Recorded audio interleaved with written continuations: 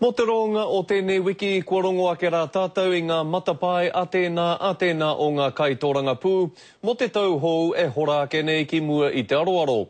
Aha kua tōna kakama ki te karawhiu kōrero mo ana hoariri, kā rea tau hēnare mo te tino karawhiu mai I ona whakaaro, e pāna ki tōna hiahia kia eke ia ki te runanga minita o te kāwanatanga. He tau hou, nō reira he tau henare hou. It's going to be a tough year.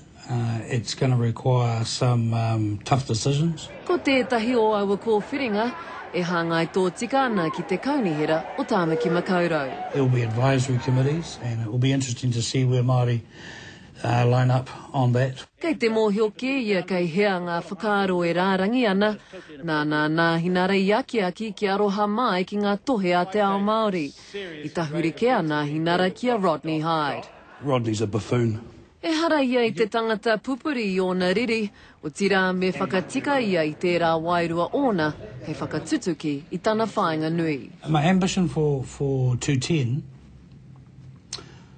is to be in somewhere in the decision-making powers. Kua tau ia I ana mahi hei hea mana mo te komiti Māori, he oi kei a John Key te kōrero me nā ka whai tūru a tau henare I te komiti nui. He'll have a look at the performance and he'll go from there. He tau nui, mō tau, Tino Wycliffe, Te Karere.